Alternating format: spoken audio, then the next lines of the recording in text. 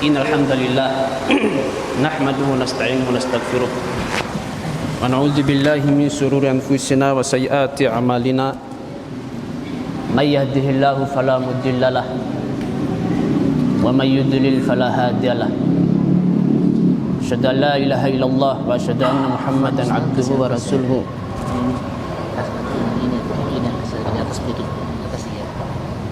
Qala Allah Ta'ala fi kitabil karim, ya ayyuhalladzina amanu taqullaha haqqa tuqatih wa la tamutunna illa wa antum muslimun. Wahai orang yang beriman, hendaklah kalian bertakwa kepada Allah dengan sebenar-benarnya takwa, dan jangan sekali-kali kalian meninggal dunia melainkan harus dalam keadaan pasrah diri kepada Allah. Wa qala aidan ya ayyuhan nasu taqu rabbakum alladzi khalaqakum min nafsin wahidah wa khalaqa minha zawjaha wa bassa minhuma rijalan katsiran wa nisaa wattaqullaha alladzi tasaaluna bihi wal arham innallaha kana 'alaikum raqiba. Amma ba'd, fa inna asdaqal hadits kitabullah wa khairul huda huda Muhammad sallallahu alaihi wasallam. Sesungguhnya perkataan yang paling benar adalah kitab Allah, Al-Quranul Karim, dan sebaik-baik petunjuk yang harus kita ikuti dalam perkara agama ini adalah petunjuk yang telah diajarkan oleh Nabi sallallahu alaihi wasallam. Wa syarrul umur muhdatsatuha, dan seburuk-buruknya perkara di dalam agama ini adalah perkara yang baru. Fa inna kulla muhdatsatin bid'ah, dan perkara yang baru itulah yang Nabi istilahkan dengan bid'ah. Wa kulla bid'atin dolalah, dan setiap kebid'atan itu merupakan kesesatan. Wa kulla dolalatin finnar, dan setiap kesesatan diancam masuk ke dalam neraka. Ikhwati azanallahu wa iyyakum, bagaimana kabar antum semua? Alhamdulillah, sehat ya. Khairul, kaif haluk?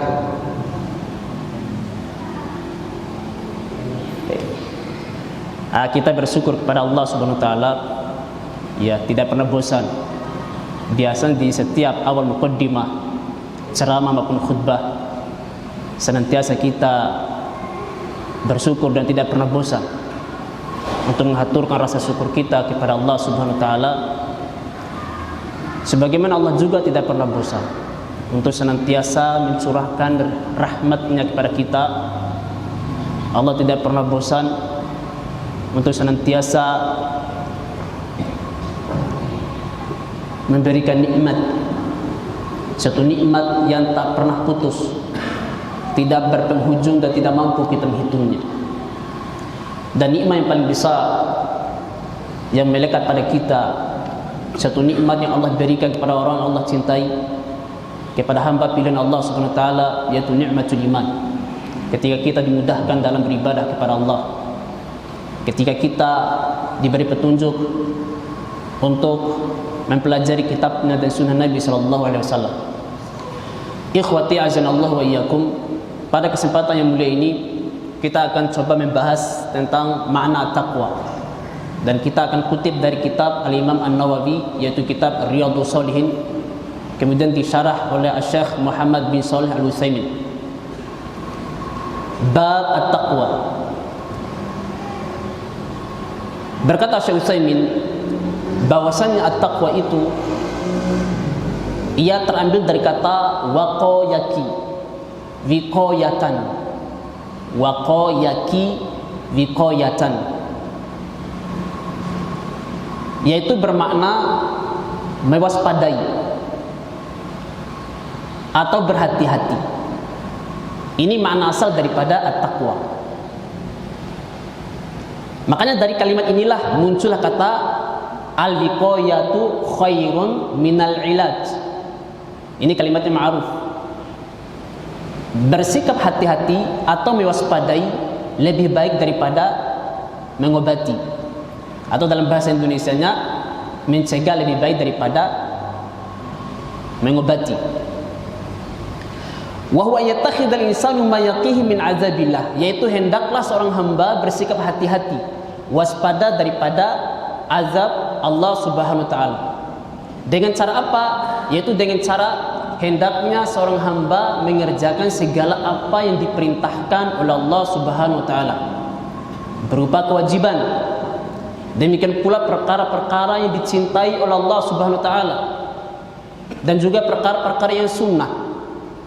Kemudian menjauhi apa-apa yang diharamkan oleh Allah Subhanahu wa taala dari larangan-larangannya, perkara-perkara yang subhat dan perbuatan-perbuatan yang dosa. Maka dengan melakukan perkara yang demikian, seorang hamba telah mewaspadai dirinya daripada azab Allah Subhanahu wa taala. Rasulullah SAW bersabda, "Ittaqun nara walau bisyakki tamratin." Hendaklah kalian waspada terhadap api neraka, atau jauhilah terhadap neraka walaupun dengan sepotong kurma. Artinya dengan bersedekah hanya dengan sepotong kurma, seorang hamba bisa mewaspadai dirinya dari api neraka. Ya, jadi hadis ini juga menjelaskan kepada kita akan keutamaan bersedekah. Ya, dengan sepotong kurma. Ya, sepotong kurma ya. Walaupun dengan sebuah permen, ini bisa mencegah diri kita dari api neraka. Apalagi kita bersedekah banyak.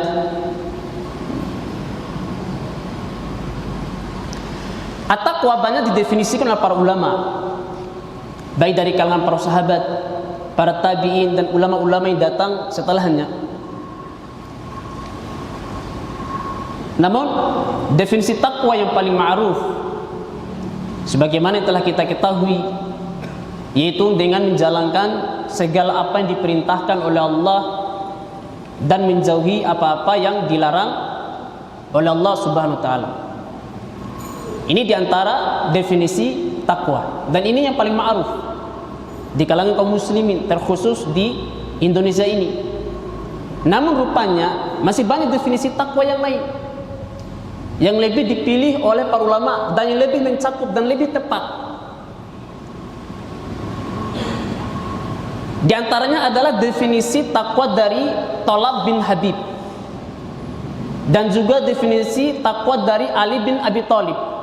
Kata para ulama, definisi takwa dari dua orang inilah yang paling mencakup. Apa itu? Berkata Ali bin Abi Thalib, beliau mendefinisikan makna at-taqwa.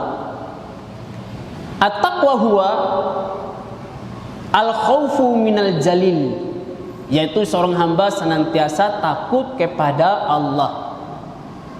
Ini yang pertama, senantiasa takut kepada Allah dimanapun seorang hamba berada, entah dia berada di pelabuhan, berada di lautan, di pegunungan, dimanapun ia berada, ataupun dia di pasar, hendaklah ia merasa diawasi oleh Allah Subhanahu wa taala. Hendaklah ia menghadirkan rasa takut meskipun dia berada seorang diri di tempat yang sepi, sesungguhnya Allah Maha melihat. Ya, dengan menghadirkan rasa takut dalam hati itu, maka ia termasuk orang yang bertakwa kepada Allah Subhanahu wa taala. Kemudian kata Ali bin Abi Thalib, wal amalu bitanzil, seorang hamba ketika beramal soleh, hendaklah dia beramal sesuai dengan apa yang diturunkan oleh Allah Subhanahu wa taala. Ada rasa takut, kemudian ketika dia beramal, hendaklah dia beramal sesuai dengan apa yang Allah turunkan. Ya, jadi beramal bukan sekedar amal, bukan sekedar kita mengandalkan khusyuk, bukan sekedar kita mengandalkan semangat dalam beramal, tetapi beramal sesuai dengan apa yang diturunkan oleh Allah Subhanahu wa taala. Perhatikan, perkataan Ali bin Abi Thalib ini bukan tanpa mendasar. Allah Subhanahu wa taala sendiri berfirman, "Ittabi' ma unzila ilaika min rabbik." Hendaklah engkau mengikuti apa yang telah Allah turunkan kepadamu. Jadi kita beramal, kita mengikuti sesuai dengan apa yang Allah turunkan kepada kita. Apa yang Allah turunkan kepada kita? Al-Quran dan hadis. Tidak ada yang lain. Al-Quran dan hadis, ini yang Allah turunkan kepada kita. Iya. Al-Quran dan hadis itu merupakan dua wahyu Dua petunjuk yang Allah turunkan kepada umat ini. Al-Quran dan hadis merupakan landasan daripada agama kita. Al-Quran dan hadis merupakan landasan daripada amal ibadah kita. Maka orang beramal tanpa dasar dari apa yang Allah turunkan kepada kita, maka dia telah menyimpang dari jalan yang benar. Jadi siapa yang beramal tidak sesuai dengan apa yang telah Allah turunkan, dia tidak termasuk hamba yang bertakwa. Ya, meskipun dia beribadah sampai nangis, meskipun sholatnya khusyuk, tapi menyimpang dari petunjuk, dia tidak dikatakan orang yang bertakwa kepada Allah Subhanahu wa taala. Ini perhatikan. Ya.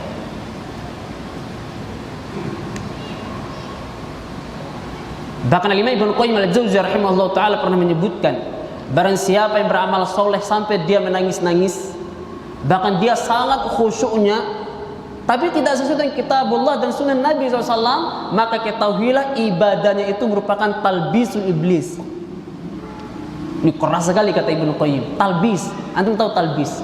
Talbis itu artinya tipu daya. Syaitan itu membuat umpan, menipu manusia. Ayo silakan beramal, malah dimotivasi sama syaitan.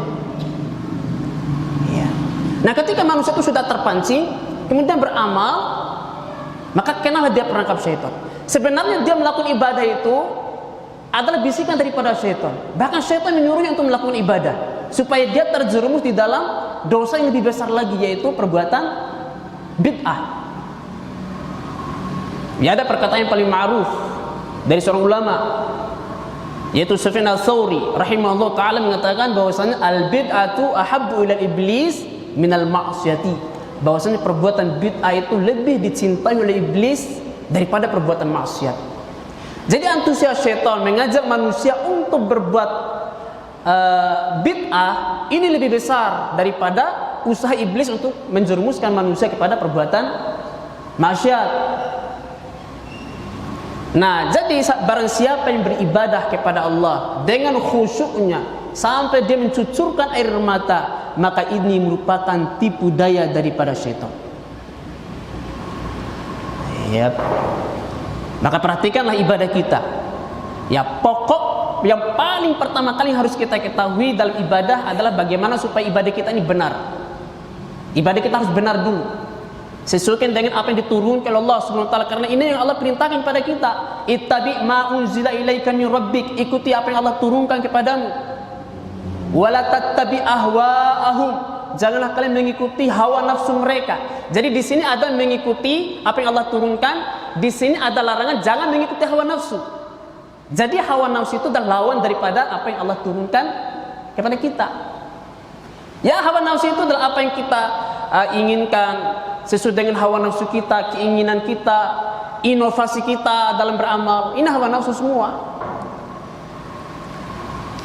Ya, jadi makna takwa yang kedua adalah al-amalu bitanzil, beramalah sesuai dengan apa yang Allah turunkan kepada kita. Kemudian wal qanaa'atu bil qalil, hendaklah bersikap qanaah terhadap yang sedikit. Ya, dalam urusan dunia bersikap qanaah, tidak boleh kita serakah. Ya, mensyukuri terhadap pemberian Allah Subhanahu wa taala. Ukuran sedikit banyaknya pemberian Allah tergantung bagaimana cara kita menyikapinya, yaitu kita mensyukurinya atau tidak. Ya, seorang hamba meskipun banyak pemberian dari Allah, kalau dia tidak bersyukur, maka yang banyak itu tetap saja sedikit. Seorang hamba ketika menerima sedikit dari Allah SWT, kalau dia bersyukur, maka yang sedikit itu terasa banyak. Makanya Nabi SAW mengatakan bahwasanya sifat manusia itu serakah terhadap dunia. Andaikan Allah memberikan, ya, Nabi SAW mengumpamakan, andaikan seorang hamba diberi oleh Allah SWT emas sebesar lembah, pasti dia menginginkan 2 lembah. Kemudian dikasih lagi 2 lembah, pasti dia menginginkan 3 lembah. Ini manusia tidak qanaah, merasa sedikit terhadap pemberian. Maka orang-orang tidak memiliki qanaah ini pasti dia akan binasa. Kemudian yang ketiga kata beliau, wal isti'dadu liyaumir rahil, hendaklah seorang hamba senantiasa mempersiapkan dirinya untuk perjalanan hidup yang sangat panjang sekali, yaitu perjalanan akhirat. Ya, hidup yang sangat panjang. Ini definisi at-taqwa dari Ali bin Abi Thalib. Kemudian definisi takwa dari Thalab bin Habib. Ini juga makna at-taqwa yang sangat mencakup sekali. Agak mirip dengan definisi dari Ali bin Abi Thalib. Thalab bin Habib berkata bahwasanya at-taqwa merupakan an ta'mala bi ta'atillahi ala nuri minallah. Engkau beramal melakukan ketaatan kepada Allah berdasarkan cahaya dari Allah, yaitu petunjuk dari Allah. Wa tarju sawaballah, dan engkau mengharapkan pahala dari Allah. Wa antatruka ma'siyatallah ala nuri minallah, dan engkau meninggalkan perbuatan maksiat juga berdasarkan cahaya. Wa takhafa iqaballah, dan engkau takut terhadap siksaan Allah Subhanahu wa taala. Ikhwati azanallahu wa iyyakum, dengan menjadi hamba yang bertakwa kepada Allah Subhanahu wa taala, ya tentunya takwa sesuai dengan apa yang disebutkan oleh Ali bin Abi Thalib tadi dan juga Thalab bin Habib. Maka mereka inilah orang-orang yang berhak mendapatkan janji Allah Subhanahu wa taala berupa jannahnya. Ya, kalau kita membaca kitabullah, kita akan mendapati bahwasanya ganjaran surga Allah Subhanahu wa taala Allah persiapkan untuk orang-orang yang senantiasa bertakwa kepada Allah Subhanahu wa taala. Ya, dengan takwa yang benar. Ya, bukan takwa seperti yang umumnya manusia katakan, menjalankan semua kewajiban dan menjauhi semua yang dilarang. Ini tidak cukup. Ya, dengan takwa yang benar Allah akan memberikan ganjaran surga Allah Subhanahu wa taala. Dan bila kita mendapati di dalam Al-Qur'an kebanyakan janji Allah Subhanahu wa taala masuk ke dalam surganya adalah untuk orang-orang bertakwa. Ya, ini menunjukkan bahwasanya sekedar amal saja tidak cukup. Dia harus menjadi hamba yang bertakwa dengan takwa yang benar.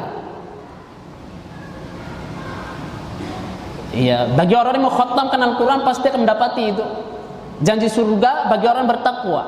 Ya. Ya, contohnya di beberapa ayat, ya di beberapa surat. Ya, katakan di dalam surah An-Naba Allah sebutkan, ya innalil muttaqina mafaza hadaiqa wa a'naba, bagi orang yang bertakwa mereka mafaza adalah orang yang berjaya.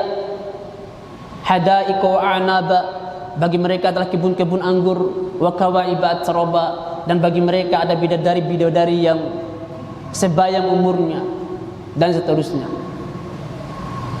Kemudian contoh lain di dalam surat ya Nun, ya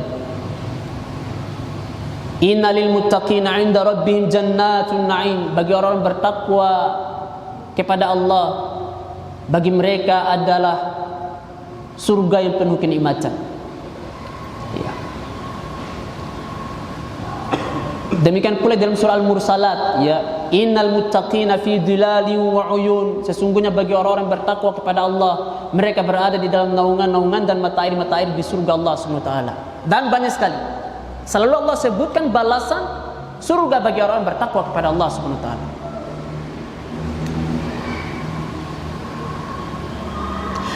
Maka karenanya Allah Subhanahu wa taala senantiasa memberikan wasiat kepada umat ini agar umat ini menjadi hamba yang bertakwa kepada Allah.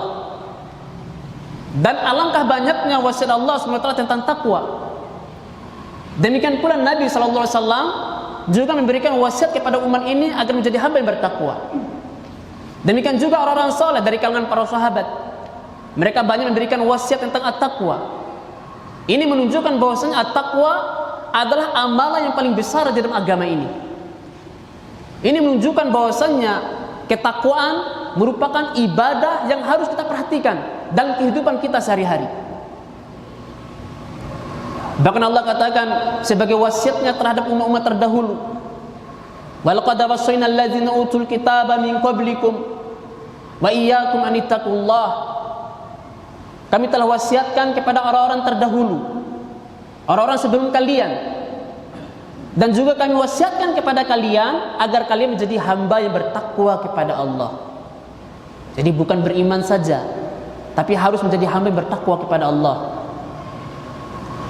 Demikian juga di suatu ketika Di saat Nabi SAW berada di tengah-tengah sahabatnya, beliau memberikan nasihat yang menggetarkan hati para sahabat dan mencucurkan air mata mereka, sehingga para sahabat mengira ini adalah wasiat terakhir Nabi SAW. Mereka mengira Nabi bakal meninggal, sehingga mereka minta wasiat dari Nabi SAW.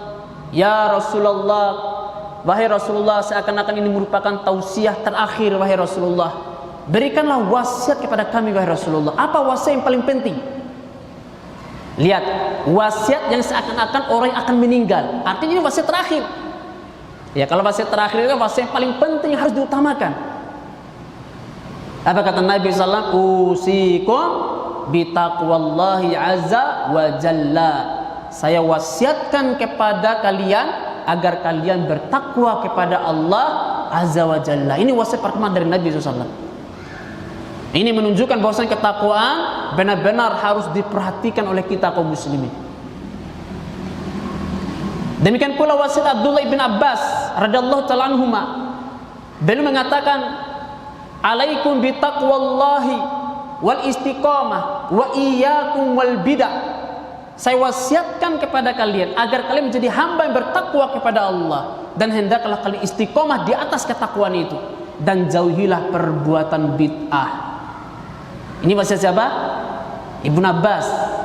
Ibnu Abbas, sahabat ahli tafsir, yang didoakan Nabi SAW, Allahumma faqihu fid din wa'allimhu ta'wil. Ya Allah, jadikan Ibnu Abbas ini orang yang faqih terhadap masalah agama, dan jadikanlah dia seorang ahli tafsir. Ya, akhirnya Ibnu Abbas dikenal sebagai hibru hadhil ummah, tintanya umat ini. Ya, beliau paling keras mewaspadai umat terhadap perbuatan bid'ah. Jadi ucapan bid'ah ini ya ikhwah, bukan hal yang baru. Sudah sejak lama. Ya, hanya orang-orang yang telingan kepanasan, yang hobi melakukan perbuatan bid'ah lah yang tidak suka dengan istilah bid'ah ini. Ya kan?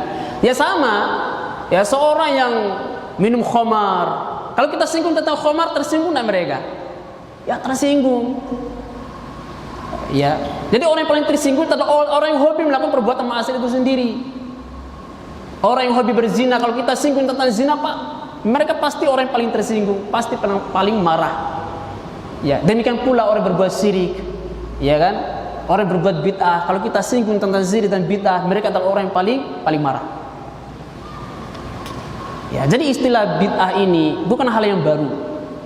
Ya, hanya mereka saja yang baru dengar. Ya, bukan sesuatu yang baru, sesuatu yang sudah lama. Ya. Dan inilah wasiat Allah dan Rasulnya serta para ulama kita tentang pentingnya kita menjadi hamba yang bertakwa kepada Allah Subhanahu wa taala. Allah Subhanahu wa taala berfirman tentang kelebihan bagi hamba-hamba yang senantiasa bertakwa kepada Allah. Allah katakan, in tattaqullaha yaj'al lakum furqana wa yukaffir ankum sayyi'atikum wa yaghfir lakum wallahu dzul fadlil azim. Jikalau kalian menjadi hamba yang bertakwa kepada Allah, maka Allah berikan Al-Furqan kepada kalian. Kemudian Allah akan menghapus setiap kesalahan-kesalahan kalian, dan Allah akan mengampuni dosa-dosa kalian. Sesungguhnya Allah memiliki keutamaan yang sangat besar sekali. Jadi di sini ada 3 keutamaan yang Allah berikan kepada orang-orang yang bertakwa kepada Allah. Ya. Yang pertama, Allah akan berikan Al-Furqan. Al-Furqan, kata Syekh Muhammad bin Shalih Al-Utsaimin, yaitu tufarriquna bihi bainal haqq wal batil. Allah memberikan kemampuan kepada seorang untuk membedakan antara hak dan yang batil, antara yang salah dan yang benar, mana yang bermanfaat dan mana yang mudarat. Dia diberi kemampuan oleh Allah SWT, kekuatan insting. Ya, kekuatan insting mampu membedakan ini hanya orang yang bertakwa kepada Allah SWT.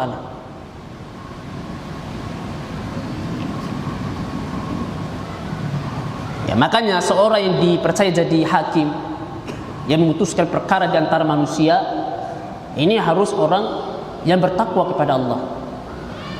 Ya, karena dia akan menyelesaikan permasalahan yang terkadang dihadapkan masalah yang sangat rumit antara dua orang yang bersengketa. Orang-orang bertakwa kepada Allah ini akan diberi kemudahan oleh Allah Subhanahu wa taala. Kalau kita mendapati hakim zaman sekarang, banyak para hakim tidak bertakwa, sehingga ketika memberikan keputusan, ya, keputusan sesuai dengan hawa nafsu, keputusan sesuai dengan uang, ya, bukan berdasarkan Al-Furqan.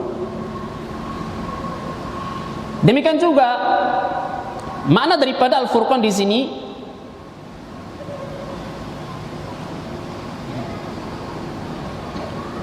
yaitu akan diberi kemampuan oleh Allah Subhanahu wa taala untuk membedakan antara yang mudarat dan yang memberikan manfaat. Fa inna taqwa yahsulu biha ziyadatul huda wa ziyadatul ilmi wa ziyadatul hifdi. Sesungguhnya orang-orang yang bertakwa kepada Allah, Allah akan memberikan tambahan petunjuk kepadanya, diberikan kemudahan di dalam pemahaman ilmu serta kemampuan di dalam menghafal. Ini gunanya orang-orang yang senantiasa bertakwa kepada Allah, memahami pelajaran dengan mudah, kemudian ditambahkan hafalan. Ini tergantung daripada ketakwaan seorang hamba kepada Allah. Ini berdasarkan perkataan Al-Imam Asy-Syafi'i. Ya, Al-Imam Asy-Syafi'i, beliau dikenal sebagai ulama yang sangat kuat hafalannya, sangat cepat memahami pelajaran.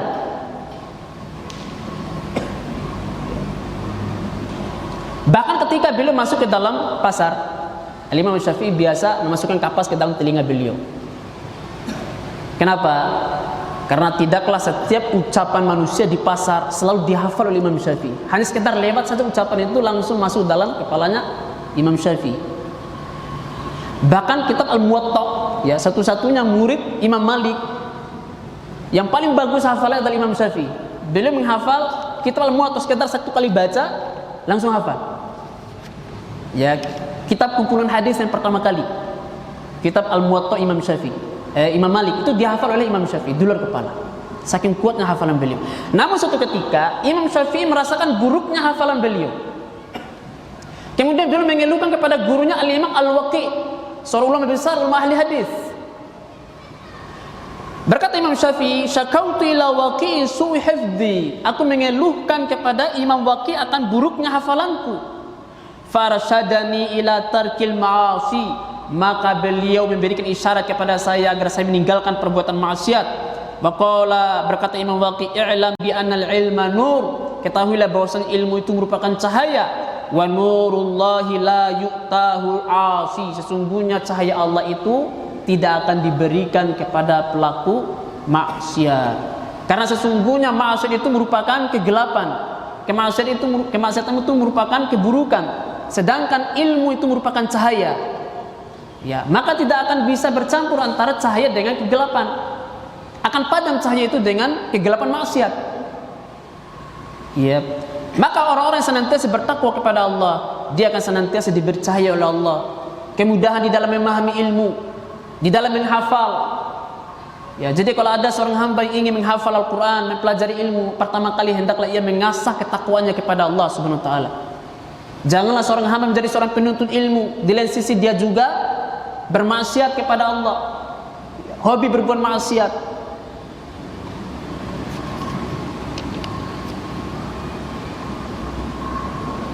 Lihatlah Imam Al-Bukhari rahimahullah ta'ala, dikenal sebagai ulama hadis, imam ahlu hadis. Bahkan sepakat para ulama, ittafaqal ulama kullu ma fi Bukhari sahih. Semua para ulama sepakat, semua yang ada di kitabnya Bukhari itu sahih semuanya, tidak ada yang dhaif. Ya, walaupun ada 2-3 hadis yang dhaif, ini didhaifkan oleh Syekh Albani, ini ijtihadnya beliau. Tapi secara umum sepakat para ulama, semua yang ada di Bukhari itu sahih semua. Kita dengarkan perkataan bapaknya Imam Bukhari yang bernama Ismail bin Ibrahim. Apa kata Ismail bin Ibrahim ketika wafatnya? sesungguhnya saya tidak pernah memberikan makanan kepada anak saya Bukhari, makanan meskipun yang haram, bahkan yang subhat pun saya menjauhikan makanan yang haram maupun subhat dari anak saya Bukhari. Ya, jangan yang haram, yang subhat saja, makanan yang tidak jelas asalnya, yang masih meragukan apakah ini halal apa haram ya. Nah, ini namanya subhat. Ya, kalau haram kan jelas, sebagaimana yang halal juga jelas. Ada perkara yang masih meragukan kita, apakah ini apakah ini halal atau haram? Nah, ini namanya subhat. Sesuatu yang masih ragu. Nah, subhat aja haram, apalagi yang jelas-jelas haram. Ya. Maka menjadilah Imam Bukhari ini adalah seorang ulama besar. Ya. Imamnya para ahli hadis.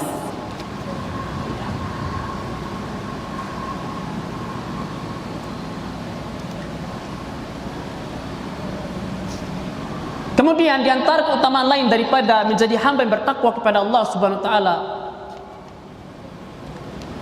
wa kadzalika yadkhulu fihi ma yaftahu Allahu 'alal insani minal faham. Demikian pula termasuk akan dibukakan pemahaman oleh Allah Subhanahu wa taala bagi orang-orang yang bertakwa.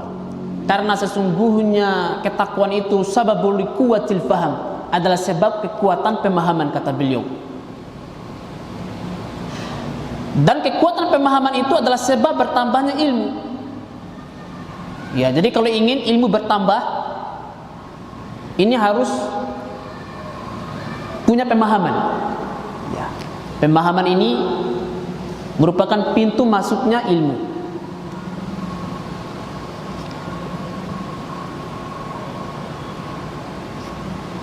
Di sini saya mengatakan, kita kasih perumpamaan. Ada dua orang yang sama-sama menghafal Al-Quran, sama-sama punya kekuatan hafalan. Tetapi ketika dua orang ini mengistinbatkan, menyimpulkan hukum dari ayat yang mereka hafal, pasti dua orang ini memiliki kemampuan istinbat yang berbeda. Ya, walaupun dia punya kepintaran dan kemampuan hafalan yang sama. Ingat, pemahaman, cerdas, pintar itu beda. Orang cerdas belum tentu dia paham. Ya kan? Makanya banyak orang kafir itu cerdas, tapi mereka tidak paham. Allah sebutkan mereka itu adalah orang-orang yang punya hati tapi tidak paham, punya akal tapi tidak bisa berpikir. Lahum qulubun la yubsiruna biha. Yep. Dua orang cerdas sama-sama menghafal Al-Quran. Ketika mereka mengistinbatkan Al-Quran atau ayat yang mereka hafal, pasti kemampuan istinbat mereka berbeda. Yang satunya memiliki kemampuan beristinbat sampai 3 ahkam, yang satunya punya kemampuan istinbat bisa sampai 5 hingga 6 istinbat. Tentunya tergantung dari pemahaman yang Allah berikan kepada mereka. Ya.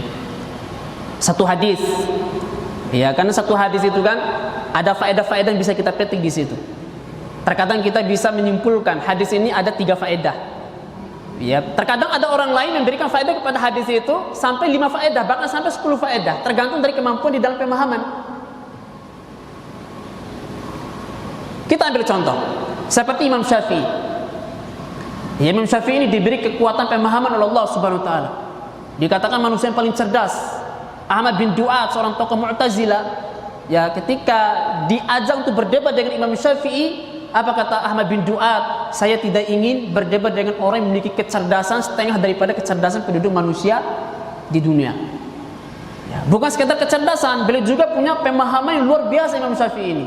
Bahkan Imam Malik mengatakan, kalau Imam Syafi'i berkata tiang ini terbuat dari kayu, kemudian Anda berdebat dengan Imam Syafi'i, Anda pasti kalah.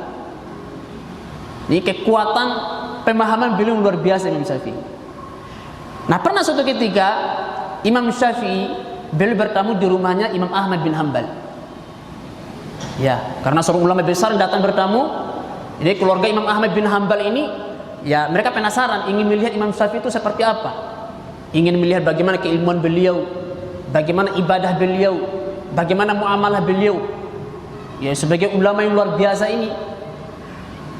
Nah, ketika Imam Syafi'i ini bertamu, diintip oleh keluarga Imam Ahmad, ternyata apa yang dilihat oleh keluarga Imam Ahmad ini tidak seperti apa yang mereka duga. Ya, tidak seperti apa yang mereka kira. Ternyata berbeda dengan apa yang mereka dengarkan. Yang pertama mereka lihat Imam Syafi'i kalau makannya itu seperti orang yang rakus. Banyak makannya. Semua makanan yang ada di rumahnya Imam Ahmad habis semuanya. Masa ulama seperti ini? Zuhudnya mana? Kemudian yang kedua, tidurnya tidak qiyamul lail. Ya kan? Kalau sholat malam itu kan minimal sholat witir. Kalau kita tidak mampu tahajud di tengah malam, minimal witir di awal malam lah. Jadi witir itu bisa akhir malam, bisa awal malam. Antum pulang sholat isya witir 3 rakaat itu minimal. Ya, ini termasuk sholat qiyamul lail itu termasuk sunnah muakkadah, sunnah yang sangat ditekankan. Imam Syafi'i tidak melakukan qiyamul lail. Kemudian ketika azan subuh beliau keluar menuju ke masjid, langsung sholat tanpa wudu. Ini 3 kejanggalan didapati oleh keluarganya Imam Ahmad. Lalu disampaikan kepada Imam Ahmad, katanya ulama ahli sunnah, ulama besar, tapi kok seperti itu? Dijelaskan. Nah, Imam Ahmad juga bingung, kenapa gurunya seperti itu? Akhirnya Imam Ahmad sampaikan kepada gurunya Imam Syafi'i, wahai guruku, sesungguhnya keluarga saya mendapati pada diri anda ini ada beberapa hal yang menjanggal bagi mereka. Apa itu? Yang pertama, anda kalau makan itu lahap seperti orang yang rakus. Kemudian anda tak qiyamul lail. Pada Imam Ahmad sendiri berpendapat kalau ada orang yang meninggalkan witir, jangan jadikan dia sebagai saksi. Ya, jangan percayakan ke dia. Ini kalau orang meninggalkan sholat witir, sumpahnya jangan diambil, saksinya jangan diterima. Ya, janjinya jangan dipercaya dan jangan diamanahi dia. Ini pendapatnya Imam Ahmad. Sangat pentingnya sholat witir. Tapi bila mendapati gurunya tidak melakukan sholat witir, qiyamul lail, kemudian anda sholatnya tanpa wudu, dan subhanallah apa jawaban dari Imam Syafi'i ini? Di luar daripada dugaan. Yang pertama, wahai Ahmad, tidaklah saya makan lahap di rumah anda karena saya yakin bahwasanya makanan di rumahmu itu halal semuanya. Dan Allah perintahkan kepada kita untuk memakan makanan yang halalan thayyiba, makanan yang halal dan yang baik. Dan makanan yang baik itu merupakan kekuatan fisik. Makanan yang halal itu merupakan obat. Ya, kekuatan fisik dan obat. Sebagaimana makanan yang haram itu merupakan penyakit, kelemahan bagi tubuh. Makanan yang haram bisa membuat orang itu kurang cerdas. Iya, makanya kalau ada orang otaknya tumpul bisa dipastikan lihat makanannya seperti apa. Nah, ini penting, ada pengaruhnya makanan yang halal itu terhadap kekuatan tubuh, kemampuan hafalan. Kemudian sunnah Nabi SAW, kalau kita bertamu disunahkan makanan yang lahap. Ya, Nabi SAW kalau makan di rumah orang itu lahap sampai habis. Ini sunnah Nabi SAW. Antum bayangkan saja kalau bertamu antum makannya sedikit, bagaimana perasaan orang yang punya rumah itu. Dan orang itu akan senang. Orang itu akan senang ya kalau kita makan di rumahnya itu sampai habis. Makanya kalau anak beberapa kali ke rumahnya Ustaz Fuad, anak habiskan itu makanan beliau di rumah itu karena itu sunnah Nabi. Malah beliau jazakallahu khair, antum datang di sini sudah makan di rumah anak. Malah senang orang yang punya rumah itu. Ya kan, antum bisa didengar kan kata Ustaz Fuad seperti itu kan? Saya berterima kasih kepada antum karena antum sudah menghabiskan makanan di rumah anak. Ya. Karena antum sudah datang di sini kan gitu. Jadi yang punya rumah itu justru senang. Maka sebagai ikraman di ahli bait, memuliakan orang yang punya rumah adalah kita makan lahap. Ini sunnah Nabi SAW. Ya. Kemudian kata Imam Syafi'i, adapun saya, ya saya tidak qiyamul lail karena saya sibuk memikirkan satu hadis Nabi SAW, yang mana hadis ini menjadi hujatan orang-orang Mu'tazilah kepada ahli sunnah. Dengan sebab satu hadis ini. Itu ada sebuah hadis Nabi SAW mengatakan, ya Aba Umair, madza fa'ala Nugair? Wahai Abu Umair, apa yang terjadi pada Nugair? Ya, asbabul wurud daripada hadis ini yaitu ketika Nabi SAW mendapati seorang anak yang bernama Abu Nugair. Ya, Abu Umair. Dan Abu Umair ini adik kandungnya Anas bin Malik. Dia punya burung, ya, burung pipit, namanya Nugair. Dihibur Nabi SAW, ya Abu Umair, madza fa'ala Nugair? Nah, kata orang Mu'tazilah, orang-orang ahli sunnah itu aneh. Hadis ini apa manfaatnya dari segi amal? Apa manfaat hadis ini dari segi ilmu? Sampai orang ahli sunnah wal jamaah menghafalkan rijalul hadis, sanad. Anda tahu sanad? Para perawi hadis. Nah, perawi hadis ini sampai 30 orang. Haddatsana fulan, qala fulan an fulan. Sami'tu min fulan, qala fulan haddatsana fulan. Dari fulan meriwayatkan dari fulan, dari fulan meriwayatkan sampai 30 orang rijalul hadis. Hanya sekedar meriwayatkan hadis ini. Yang tidak ada manfaatnya dari segi amal, dari segi ilmu. Apa manfaatnya? Coba antum pikirkan. Ya Abu Umair, madza fa'ala Nugair? Wahai Abu Umair, apa yang terjadi pada Nugair? Apa faedahnya hadis ini dari segi ilmu dan amal? Kok sampai menghafal rijalul hadis sampai 30? Habis-habis waktu, kan gitu ya. Apa kata Imam Syafi'i? Dari awal malam sampai akhir malam, sampai sholat subuh, saya istinbatkan hadis ini. Ternyata hadis ini ada 70 faedah dari segi ilmu dan amal. Ya, ada 70 hadis. Ada 70 faedah daripada hadis ini. Ini alasan beliau tidak qiyamul lail. Baik. Antar ibadah dengan ilmu mana yang lebih afdal?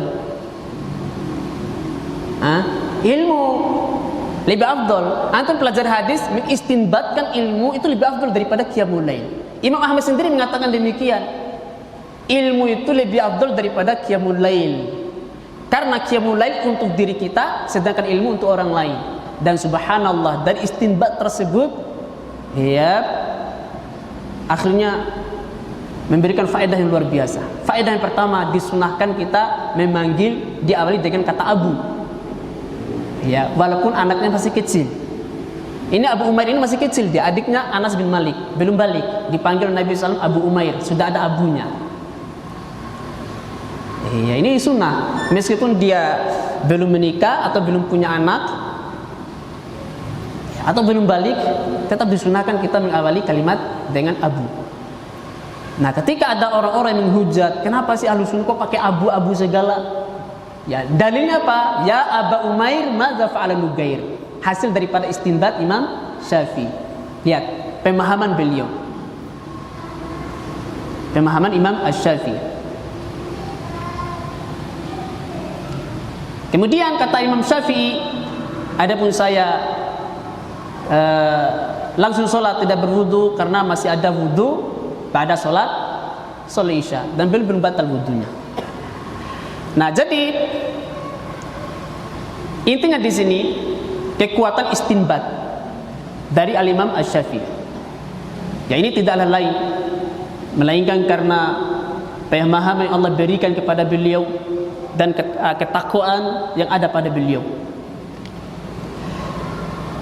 Demikian juga selain daripada itu, orang-orang yang senantiasa bertakwa kepada Allah. Sudah azan? Oke. Orang-orang bertakwa kepada Allah akan diberikan kekuatan firasat oleh Allah Subhanahu wa taala. Ya, firasat. Ya, jadi terkadang ya sebelum orang melakukan sesuatu, dia punya firasat. Entah firasat baik atau firasat yang buruk. Akan ada sesuatu menimpanya, ada firasat. Nah, kekuatan firasat ini tergantung dari kekuatan atau ketakwaan yang ada pada diri seorang hamba. Iya. Firasatul mu'minina haqqun, kata para ulama. Firasatnya seorang mukmin itu selalu tepat. Ya, kalau ada orang yang berfirasat, firasatnya selalu melenceng, ini firasatnya tidak benar. Ini menunjukkan dia belum bertakwa kepada Allah Subhanahu wa taala. Jadi kalau kita ingin firasat yang tepat, hendaklah kita bertakwa kepada Allah. Ya. Jangan kita sembarangan main pakai firasat, ya, karena terkadang firasat juga dikendalikan oleh syaitan. Ya, kalau kita ingin punya firasat yang kuat, maka hendaklah kita menjadi hamba yang bertakwa kepada Allah Subhanahu wa taala. Nah, ini keutamaan bagi orang-orang yang memiliki ketakwaan. Kemudian selain daripada itu kata Syekh Utsaimin, ma yahsulul muttaqina minal karomat, akan didapatkan oleh orang-orang yang bertakwa kepada Allah, yaitu berupa karomah. Ya, karomah. Karomah itu adalah sesuatu yang luar biasa yang dimiliki oleh orang-orang yang bertakwa kepada Allah, yang di luar daripada kemampuan akal manusia. Dia macam kayak mukjizat. Ya, kalau mukjizat ini mirip kayak karomah, juga mirip kayak sihir. Mukjizat, karomah, sihir ini hampir sama, hampir tidak bisa dibedakan. Hanya saja mukjizat ini miliknya para nabi. Ya, kemampuan yang luar biasa, yang di luar daripada akal manusia. Ya, ini mukjizat dimiliki oleh para nabi. Kemudian sihir macam kayak mukjizat juga. Nah, hanya saja sihir itu miliknya wali-wali syaitan. Ya, antum mendapati ya orang yang berjalan di atas air, terbang di atas udara, masuk ke dalam api tidak terbakar. Ya, ditebas pakai pedang tidak mempan. Ya. Nah, kalau yang melakukan itu adalah para dukun, orang-orang yang melakukan demikian adalah pelaku maksiat, orang-orang yang jauh dari kitabullah dan hadis Nabi SAW, maka dipastikan apa yang dia lakukan itu adalah praktek sihir. Nah, kalau antum mendapati orang yang berjubah putih, bersorban, bertasbih besar, ya tidak mempan kena pedang, tapi dia menyimpan dari sunnah Nabi SAW, maka pastikan itu adalah sihir. Ya. Bukan karomah. Kalau karomah itu adalah kemampuan yang luar biasa yang dimiliki oleh orang-orang yang bertakwa kepada Allah. Dia tidak diduga-duga, dan karomah itu tidak disengaja, tidak dicari-cari. Ya, memang Allah melindungi hambanya yang bertakwa. Ya. Ketika seorang hamba naik di atas pesawatnya sudah mulai oleng, ya, sudah mau jatuh, ya, sampai terjadi kecelakaan meledak pesawat, tiba-tiba dia sendiri selamat. Nah, ini juga karomah. Kok bisa selamat? Ya, jatuh dari pesawat meledak, semua orang mati, kok dia selamat? Ini namanya karomah. Ya, karomah. Kita ambil contoh dari karomah Umar ibn Khattab radhiyallahu ta'ala anhu. Nah, di sini dibawakan oleh Syekh Utsaimin karomah sahabat Umar ibn Khattab. Suatu ketika Umar ibn Khattab ketika beliau berkhutbah di Madinah, di Masjid Nabawi, ya, sambil menyampaikan isi khutbahnya, tiba-tiba beliau menyampaikan materi yang lain. Apa kata Umar ibn Khattab? Ya Sariyah, al-jabalu, wahai Sariyah, hendaklah engkau mengambil posisi di balik gunung. Ambillah posisi di balik gunung, wahai Sariyah. Beliau meneriakkan suaranya. Nah, para sahabat kaget. Kok materinya bisa ke arah sana? Beliau memerintahkan kepada panglima perang Sariyah ini. Sariyah ini diutus oleh Umar bin Khattab untuk menaklukkan Persia di Irak. Dan subhanallah, ternyata dalam peperangan itu yang dilakukan oleh Sariyah di Irak dilihat oleh Umar bin Khattab yang sedang berkhutbah di Madinah. Kemudian setelah beberapa hari kemudian pulanglah kaum muslimin. Pasukan dipimpin oleh Sariyah bin Zanim. Ya, kaum muslimin bawa kemenangan. Apa kata Sariyah bin Zanim? Demi Allah, saya mendengarkan ada panggilan Umar bin Khattab. Dan pada saat itu kami hampir saja kalah. Ada instruksi dari Umar bin Khattab agar kami mengambil posisi di balik gunung. Dan saya mendengarkan suara itu. Dan subhanallah, para sahabat yang ada di Madinah itu kaget. Ternyata suara seruan Umar bin Khattab itu sampai ke Irak. Nah, ini namanya karomah. Sesuatu di luar daripada akal manusia. Kalau para nabi, ya ini namanya mukjizat. Tetapi orang-orang yang soleh, yang bertakwa kepada Allah Subhanahu wa taala, maka dia akan diberi karomah oleh Allah Subhanahu wa taala. Kemudian karomahnya Khalid bin Walid, panglima perang. Ketika beliau berhadapan dengan panglimanya orang-orang Romawi, ya, Ini orang-orang Romawi ditantang oleh Khalid bin Walid. Katanya bukti keimanan orang Kristen itu minum racun itu tidak mempan. Nanti pernah dapat ya ayat itu. Adapun kami orang-orang bertakwa kepada Allah, menggantungkan hati kami kepada Allah, maka segala yang berbahaya itu tidak akan memudaratkan kami. Bahkan racun berbahaya pun. Akhirnya panglima Romawi ini memberikan racun mematikan kepada Khalid bin Walid. Subhanallah, diambil oleh Khalid bin Walid bila membaca Bismillahilladzi la yadurru ma'asmihi syai'un fil ardi wala fis sama' wa huwa samiul alim. Bila minum racun itu. Dia orang Romawi terkagum-kagum. Merasa heran, kok bisa mati? Akhirnya panglima Romawi sampaikan kepada rajanya, pantasan orang-orang Islam itu kuat dalam berperang dan selalu menang, racun aja tidak mempan. Ini kekuatan luar biasa. Ini termasuk diantara karomah yang dimiliki oleh Khalid bin Walid. Maka seorang hamba yang senantiasa bertakwa kepada Allah dengan ketakwaan yang benar, maka Allah akan memberikan karomah, suatu kejadian luar biasa di luar daripada akal atau nalar manusia. Tayyib, kita cukup sampai di sini. Mungkin ada ikhwan yang bertanya, silakan. Satu atau dua pertanyaan. Cukup sudah. Subhanakallah bihamdik, asyhadu an la ilaha illa anta astaghfiruka wa atubu ilaik. Besok subuh kita bahas tentang sirah nabawiyah, perjalanan hidup Nabi Muhammad sallallahu alaihi wasallam. Assalamualaikum warahmatullahi wabarakatuh.